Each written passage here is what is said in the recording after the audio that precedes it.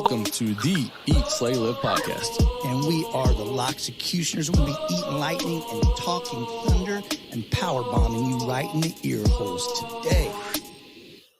Welcome to the Eat, Slay, Live Daily Grow with myself, Todd Locks, the People's Champ. We got a great show for you today. Today we have Erin Bickle on. She is the executive director of Refuge here in Wood River, an amazing organization. It is National Mental Health Month of May, and so we are just doing helpful hints for making your life a little better. We're having professionals on like Erin. We're having people on that have struggled with mental health themselves. Just all kinds of different things this month to I hate to say celebrate Mental Health Month. I don't even know what that means. But anyway, I'm going to tell you a little bit about Refuge. I'm going to read this description of what Refuge does here in Wood River. Refuge works to prevent childhood exposure to violence and abuse through direct therapeutic work with families, supportive services for child-serving organizations, and community-wide prevention education. All services are free of charge to families and are fully sponsored through the generous support of private donors and grants.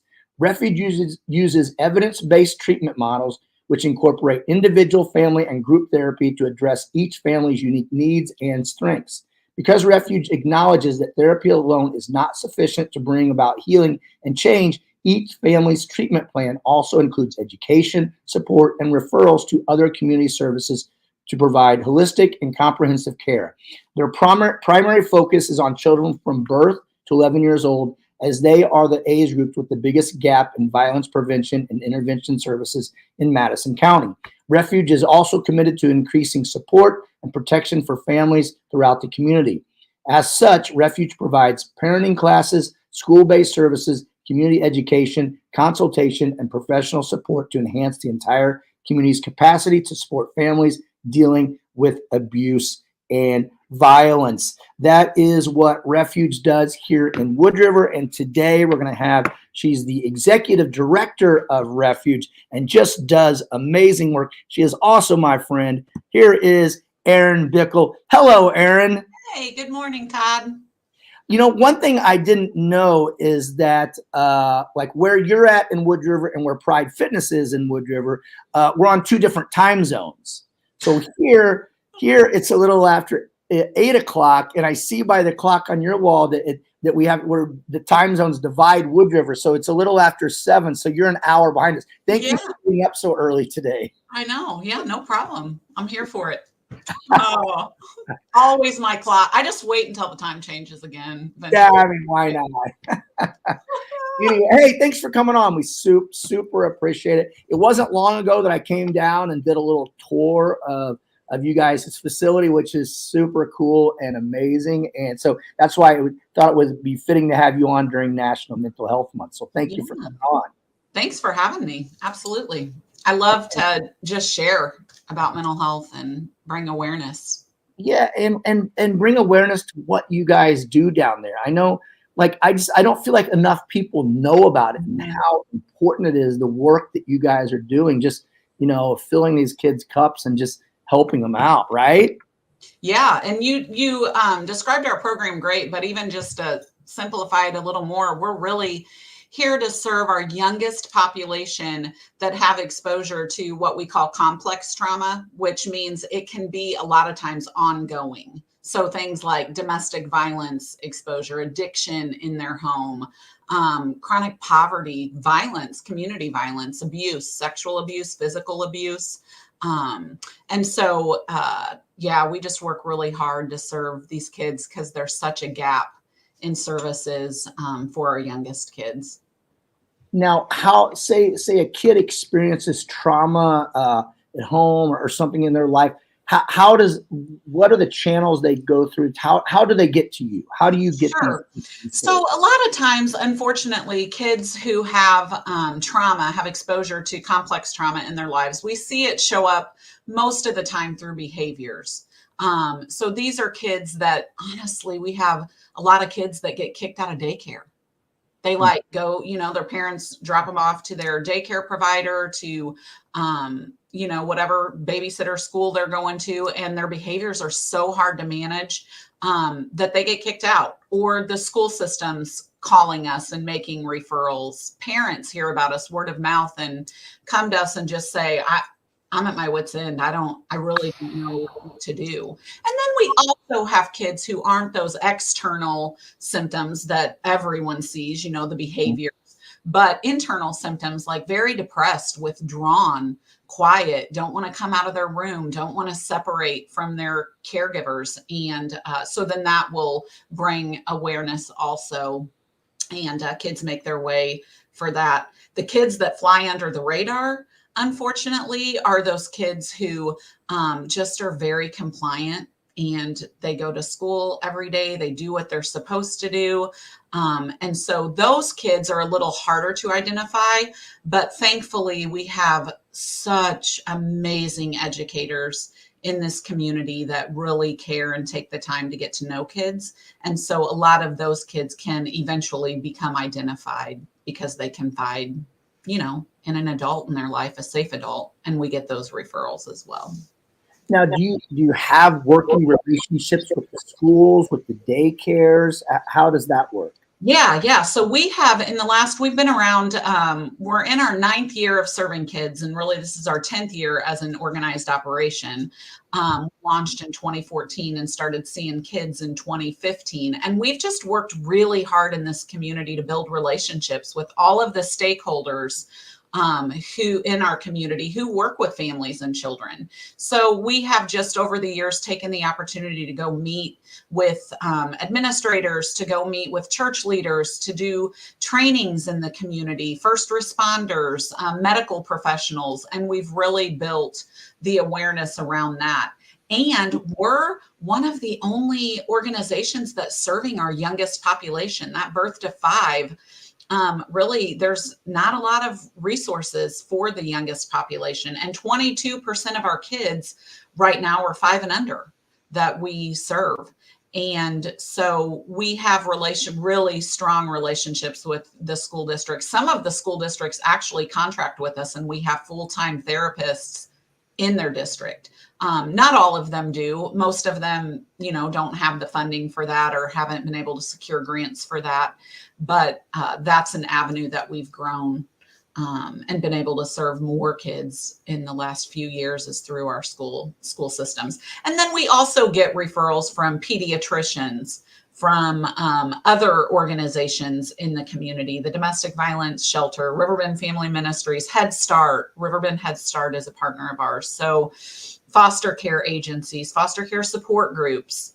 So word of mouth, somebody listening to this today may know someone who's really struggling. And honestly, Todd, by the time these kids make it to our office, my heart really reaches out to the kids, obviously, but to the caregivers, because most of these parents, grandparents, foster parents, they are literally exhausted and at their wits' end. So it's not just the children that we seek to support and reach, but we want to reach these caregivers and help support them too, because I say this all the time, a dysregulated adult, which we all get dysregulated, but imagine if you have a child that is about to send you 6 feet under. A dysregulated adult will never, ever be able to regulate a child.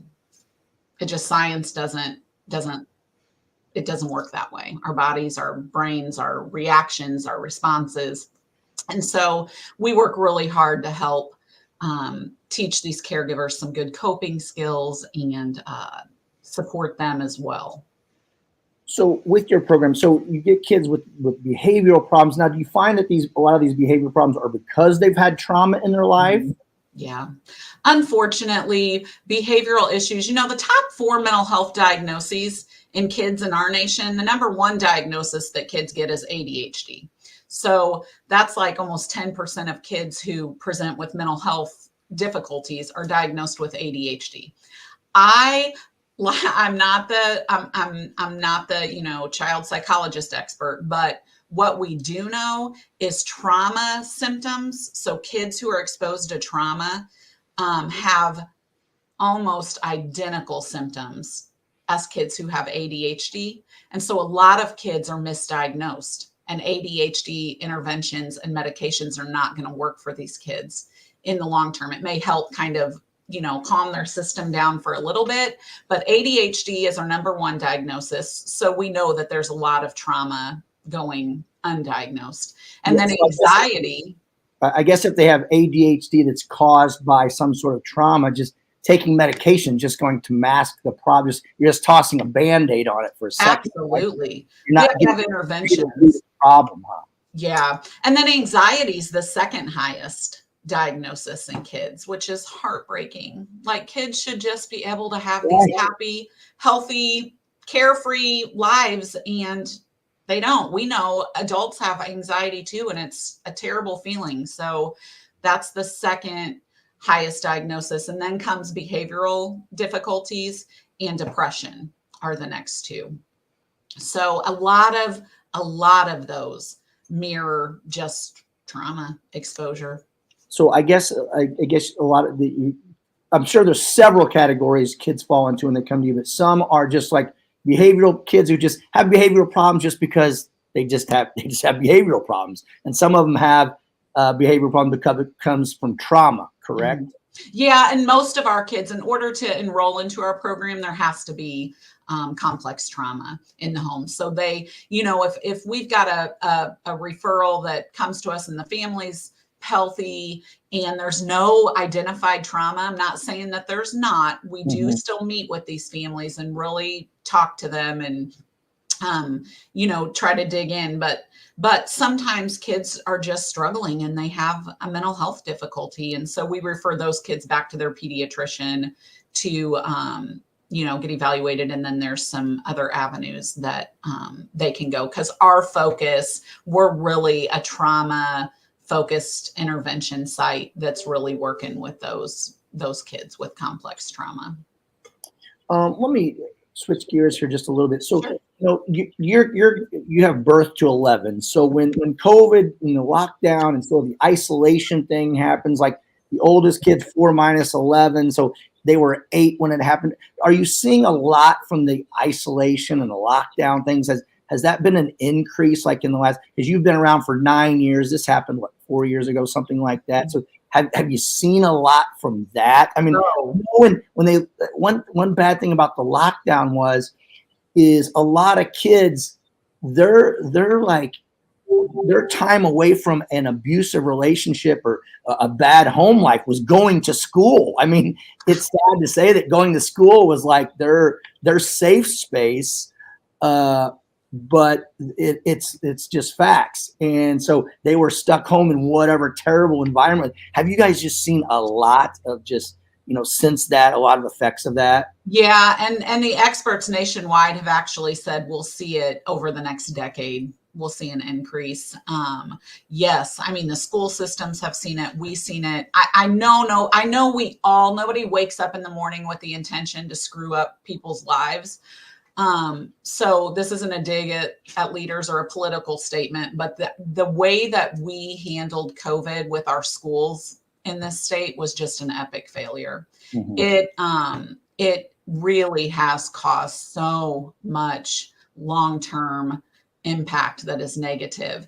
And it's going to take years for us to kind of rebuild from that. I'll tell you, when we went into lockdown, our biggest concern, we had active domestic violence cases where these kids were in homes, and we just didn't lock down. That sounds terrible. We did for the first few weeks. And then even my therapists were like, you couldn't. We can't do Zoom with 5-year-olds. They want to show us their bedroom and their dog the first time. And then after that, they're like, bye, I'll see you later. Yeah. I don't want to talk to you. And so we really did we had to pivot, and we just had to make accommodations. And I am so grateful for my team, because I had one therapist who had a domestic violence case, and she said, we can't lock down at all. We've got to get this kid and this mom in here weekly somehow. And she, even those first couple weeks, she just said, sorry, they could die at home from the violence or the drug addiction, the kids who are in homes with terrible, riddled, deep-rooted addiction, and they're taking care of their parents and their siblings, and school was their respite. You know, it's where they got fed, it's where they got hugged and their hair combed and their teeth. Some of these kids go to school and the teachers help them brush their teeth. I mean, that's the reality. So yeah, we do see long-term social, there's been a social skills impact, also just academically, you know, the delays, and then the mental health of those kids that weren't safe, and it caused a lot more harm to isolate them. You know, and a lot of these kids, like basically babies, infants, toddlers, and stuff. I mean, they were locked down during the most the times when they're learning communication skills, Yeah. you know what I'm saying, and socializing skills, and they're locked down for a period of time during that very influential time, and then just learning how to talk to people and socialize and communicate. And what a delay that probably put on them. Yeah. And we know that birth to 3 and really birth to 5, our brain is developing and growing at the most rapid rate it ever will. And so every single learning opportunity, every single exposure to anything, I mean, it's building their brain. It's building those synapses that make our brain. And so, you know, we have that huge delay too. So our youngest kids, we often think, well, they're not going to be as impacted. You know, they're babies. They didn't know the domestic violence that was going on. They didn't know X, Y, and Z, but yeah, they do. And their bodies are learning really quickly. And at the youngest age that people aren't safe, that this world isn't safe, that they're not safe. And that's how their brain's forming. And so we know now that the brain has plasticity, and it can heal and it can build new pathways. And that's why I always say there's so much hope. It takes one loving adult to change the trajectory of a child's entire life. And we get to be that.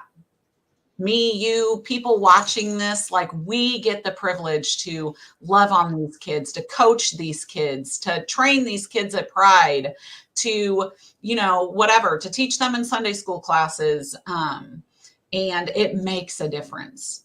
It really does. So let's talk about, we've talked about what you guys are about then. And what do you guys do? Is it counselors? Is it what is Refuge made up? How many employees do you have there? How many people are on the Refuge team? So when we started, there were 2 of us. And now we have 13 on staff. And we have, we just had a cohort of interns graduate. So we'll start getting our interns back. And we typically have between 6 and 9 interns for a full year. So we have a pretty good sized team. Most of them are therapists, licensed therapists, art therapists. So we have individuals that are trained to work with children and trauma. And so that's the majority of our team.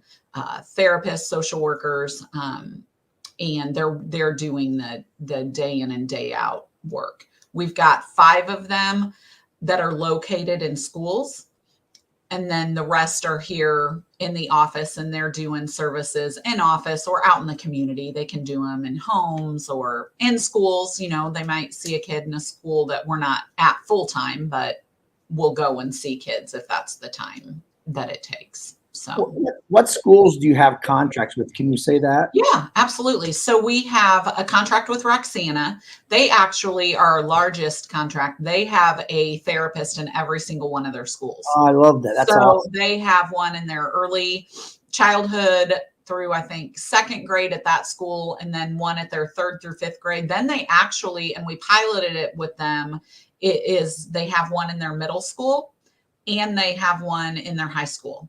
So they really, and we manage that contract. So though we don't, that has not been our mission, we do allow that in our school-based services if that's what a school district wants and needs. So Alton is another school that we have one in their middle and currently, and we're looking at possibly adding a second.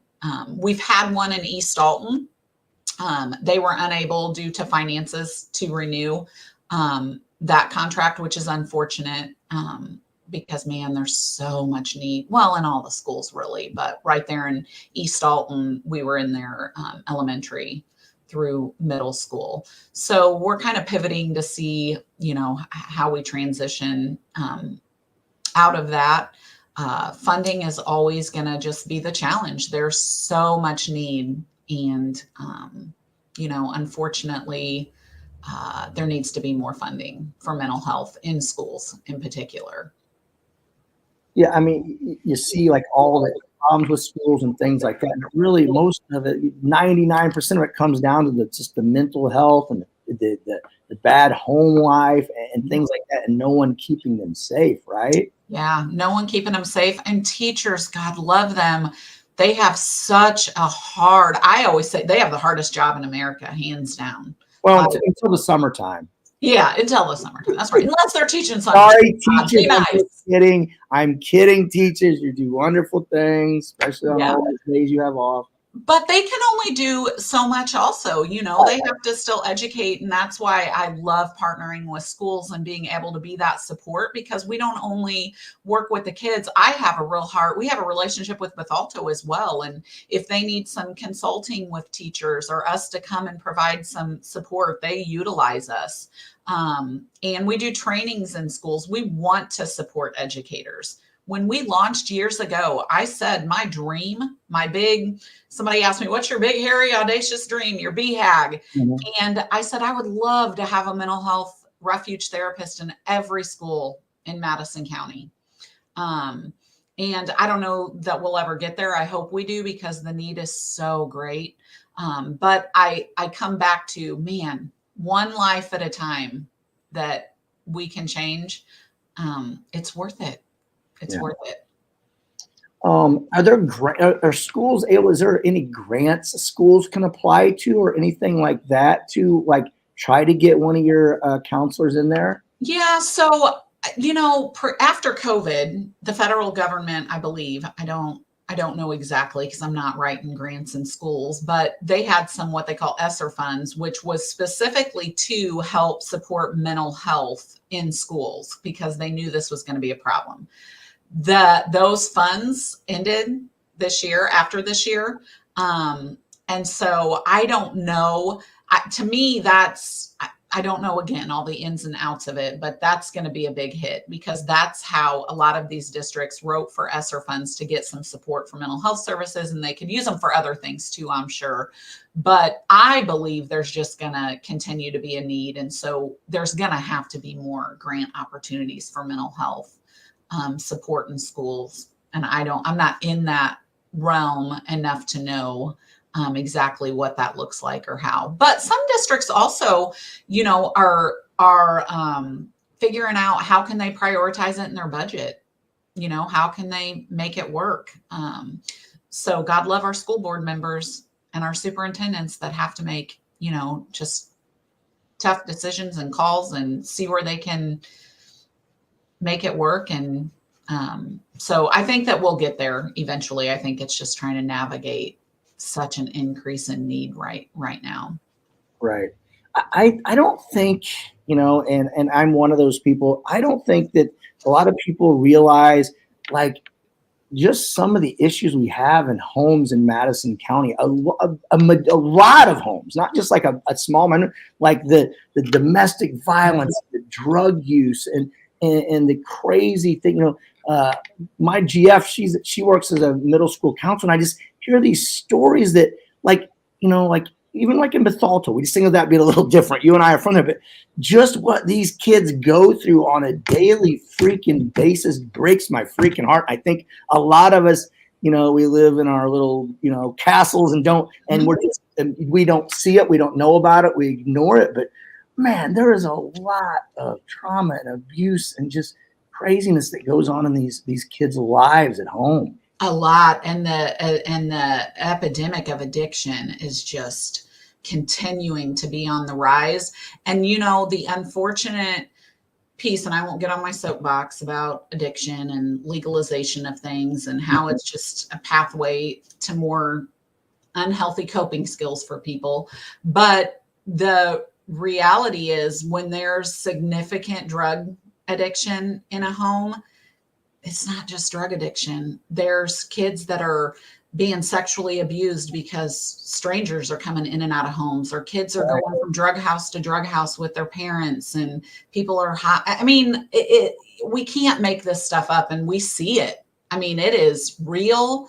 It is prevalent. It is sad. And domestic violence, another just terrible issue. And I will tell you, this isn't just happening in our housing projects. This isn't just happening on the other side of the railroad tracks. This is happening in Edwardsville, in good neighborhoods, in Bethalto, in Alton, and Granite City. It's everywhere. Trauma, addiction, abuse, it does not discriminate.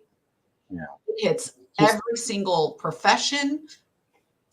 Yeah. So it just makes you sad that the kids are just, you know what I'm saying? They're just sort of, they're just there by default, and they take the brunt of everything, and they so much things that they have to see and things like that. It's crazy. It's seriously, and I think a lot of us, we ignore it a little bit because it makes us sad. You know what I'm saying? I mean, it takes, sometimes I feel bad for being so happy and having a great life when I know so many people, so many kids and things have, just so bad at home, so. Yeah, but you know what, Todd, there's such hope too. Like, we can sit and talk about all these doom and gloom things, and it's real, and it is real. And I don't want to minimize anyone's pain, but man, just the hope and inspiration that we can bring to kids whenever we really do have peace and joy and can be able to have gratitude for things, even when hard things happen. We model that to kids, because you and I both know people who grew up in terrible, terrible home lives and situations, and we all have our stories, right? And they were able to overcome, and they were able to, some healed out loud and it's very evident, some haven't, and it may not be as evident, but almost all of those people, if we talk to them and talk to ourselves about our own stories, there was at least one adult in our life who made a difference and poured into us. And would they have been able to do that if they wouldn't have had some peace and hope and strength in their life? Probably not. And so I just look at it like, man, let's be as resilient as we can, because that's what's going to help us help others. And there's so many ways to help kids. Just being present with them and asking them a question like, did you talk to anyone new today? Tell me about someone you admire. What was the hardest part of your day? I mean, these conversation starters that we can have with kids really is going to teach them how to communicate and be okay with talking about things. It's whenever things are kept in isolation and shame and ick that we just want to turn inward and never, that's where we get stuck. And so I think that we all have the opportunity in our privilege, to still make a difference, even if we're not teaching in the classroom or leading a nonprofit or being a therapist. I love your positive spin on that. That's why you're in the position that you're in. That's my heart, and I want the community to really know that and be that. Let's talk about your facility a little bit, which I thought was awesome. It was just such a welcoming place. It's just, for a lack of better words, I'm going to say it was just warm. It was, you know what I'm saying? And just walking in there, it just felt very inclusive and warm and just, and inviting. So I'm sure that's the kind of environment you're trying to you're trying to put together for children. So tell us a little bit about that. And so the paintings on the wall that you guys were showing me that you're proud of, that I thought was an awesome little thing. If you could just touch on your facility a little bit. Yeah. So we are so incredibly blessed to be part of the Riverbend Family Ministries family, and Tammy's on here cheering us on. Always, Tammy.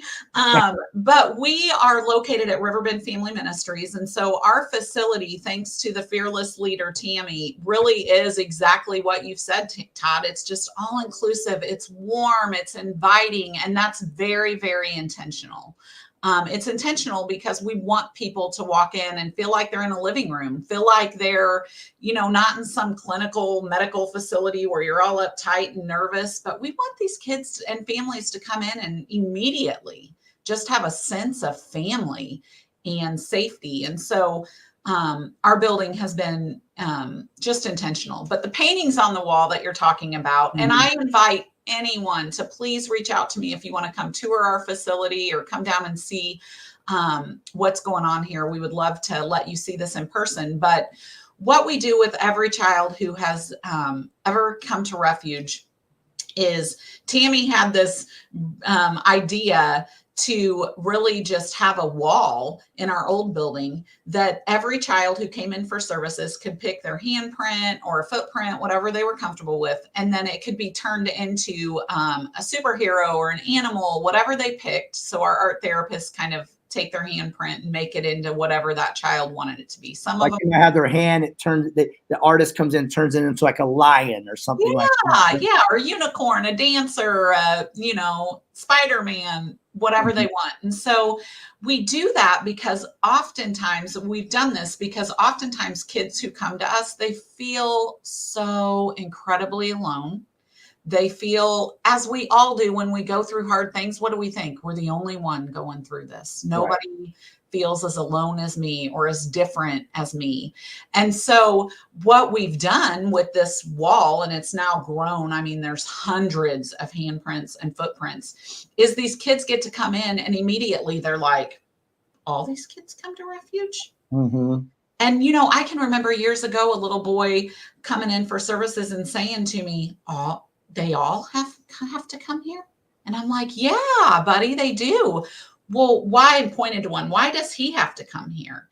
And then I get the opportunity, or we get the opportunity to share, well, that's his story to tell.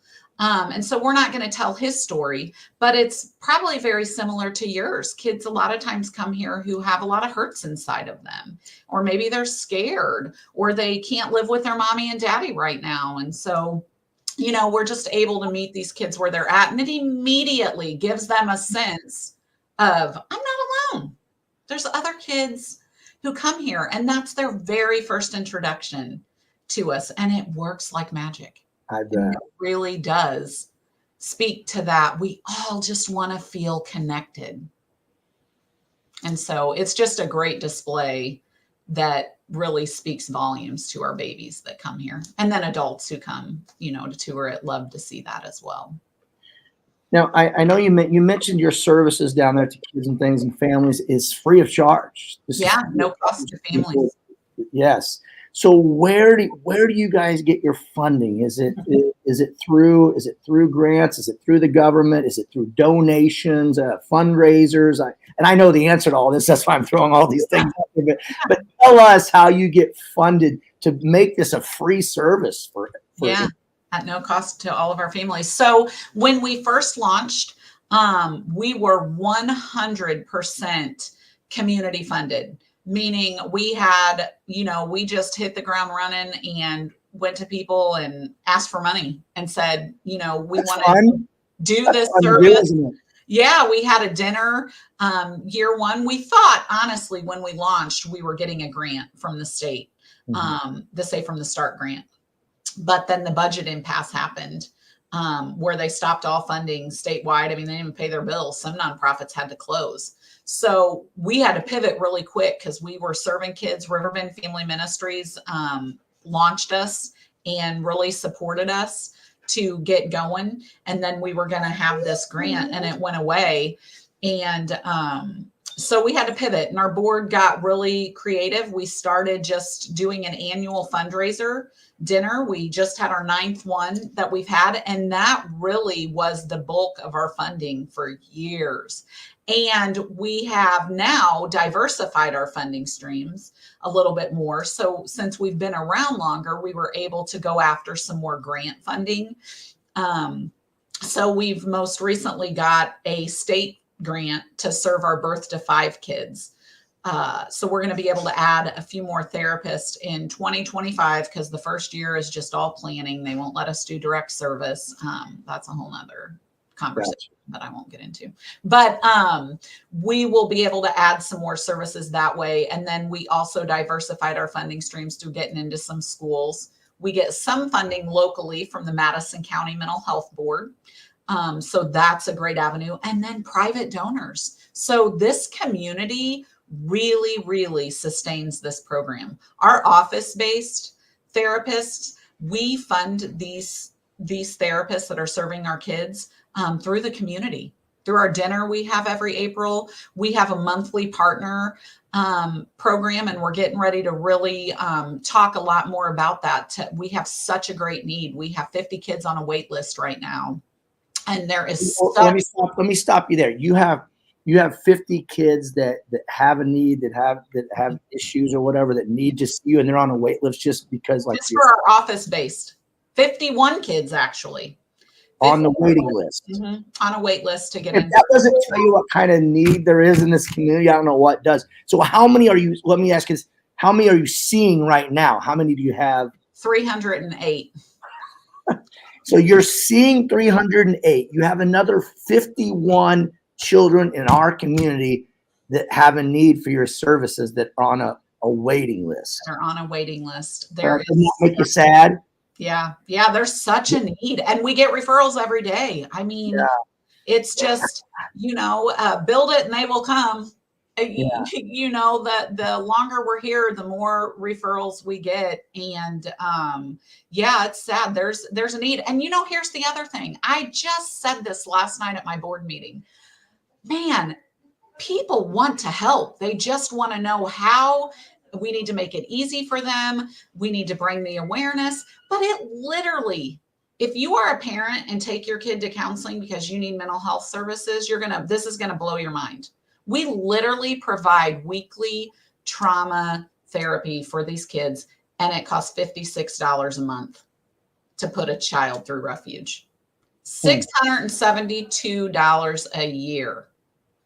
And you can that'll pay for a whole child's therapy for a year. Yeah, I mean, if we can really continue to get the message out and get our community bought in, I just believe we could eradicate a wait list. It's just a matter of getting before the right people and bringing the awareness and letting people become part of it. Because the reality of this is these are our future teachers, doctors, possibly a president of the United States, senators, counselors, fitness instructors. I mean, this is our future. Yeah. And I just count it a privilege to be able to be part of their healing. And I count it as a privilege to know you and see what you're doing. So if people want to help, they can go to the Refuge page or reach out to you guys to help. Do you have any need for volunteer time? I know you have counselors and things. Do you have any need for volunteers for time or anything? So we're a mental health organization. So we have a lot of HIPAA privacy things, and we have a lot of DCFS regulations. We can't just let people come in and work with kids. So that's an unfortunate part. We don't have a mentoring program or anything like that. There are some volunteer opportunities throughout the year, like our community Christmas time that Riverbend Family Ministries puts on. We have some work days down here where we have a community work day. Maybe we're painting, cleaning, building shelving, things like that. And then I always say, and people are like, okay, but I'm like, volunteer to be an ambassador for our dinner every year. Host a table. You don't have to pay to do that. You simply have to say, I'll invite my circle of influence and we'll fill a table of 10.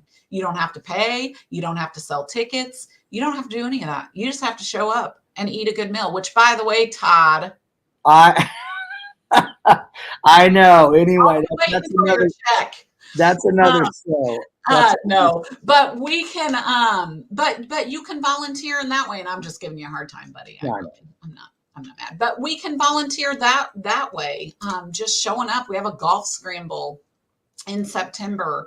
And so just sharing our posts, following Right. our I mean, that's what I was going to say. That's another thing. If you can't help financially, yeah. I mean, go to the refuge page and share the page. Share it on your page, and that way, people maybe who can help financially that want to get involved with children's mental health in our community. That way, they can see it, and that may become awareness helps a lot. You know. And every single dollar matters. I mean, I have high school and college students that sign up recurring $5 a month.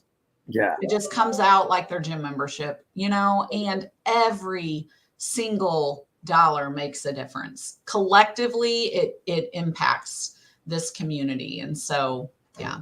There's not a lot of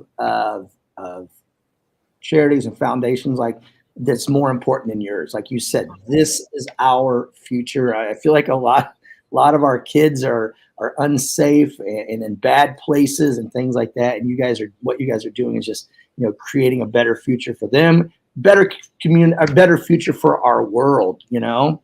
Yeah. I have a team of superheroes, man. I just, I'm privileged to work with the team that I work with. They're making a difference. I love it. I'm just gonna read some comments. Of course, Tammy's on here. Great job, you guys. I think she's mostly talking to me. There's always hope, Tammy. And then Laura Carr, thank you for being an extension of love and hope, a beautiful opportunity for the kids. Amanda Kavanaugh says, thank you for all you do for this community, Aaron and Refuge. Becky says, thank you for all you do for so many.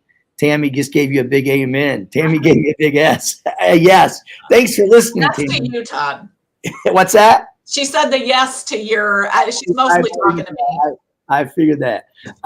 Anyway, you know, you talked about the privilege. It's a privilege to know you, Aaron. I've known you for a very long time. And just to see your growth as a human being in life and bettering yourself, you know, we had our wild days back a long time ago, but just to watch, like I said, your growth and not just your growth, but like your growth and just your growth, just branching out and affecting everybody else and doing good for so many people. We go to church together at New Hope. People, anybody out there, if you want to help, you're looking for some way to help children, help our future, man, look no further than Refuge. Look up their page, share their page, give a donation, find out when their next events are, and jump in. Aaron, and they need you. Our community needs you. Our children, not my children, but the community's children need you. Aaron, thank you very much for myself and everybody in this. Todd, I appreciate the opportunity. All right. I will talk to you soon. Okay. Thanks, Aaron. Bye. All right. That was Aaron Bickle, Refuge. Check him out. We got to do some, also one more comment. Teresa's such an amazing option for kids and the community. Great job, Refuge. I'm going to do some birthday shout outs today. Kevin Lewis, happy birthday, Kevin. I would tell you to have a good time on your birthday, Kevin, but I think you have a good time every day. Rick Drago, the Drago. Eyes on the prize, Rick. I hope Florida's treating you well. Marie, whoops. Back. You guys can't see what I'm doing. Back, Marie, Kristen, happy freaking birthday. I miss you up at Quick Trip. Lost my place here on the birthdays. It's my first day on this job.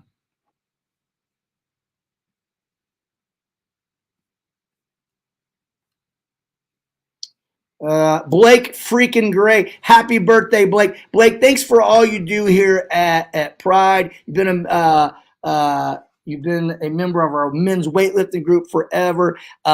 Blake, we have a little project, a big giant project we're getting ready to start here at Pride Fitness. Blake owns BTG Designs, a drafting and architect. This is a little design he has coming to a gym near you. Take a quick screenshot because I'm going to take it down. But good things coming, and Blake is helping us out immensely. Other birthdays here. Chrissy Wiley, happy freaking birthday, Chrissy. Happy birthday, Tara Anderson. I hope Danielle does something nice for you. And last but not freaking least, happy birthday to my man, my pops, Bob freaking Kunkel. Bob is like a second dad to me. I can't tell you all that he's done for me and just how close he is. This is a picture of Bob and I. We're at the Moonrise Hotel up on the rooftop.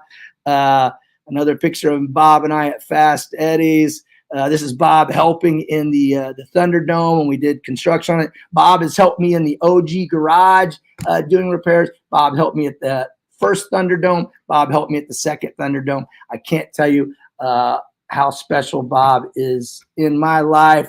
Uncle, as we like to refer to him, Uncle Kunkel, the Kunkster, Kunkelmania, whatever. Thanks, Pops. I freaking love you. Anyway, thanks for listening to the Daily Grow. Thanks for growing with us, and slay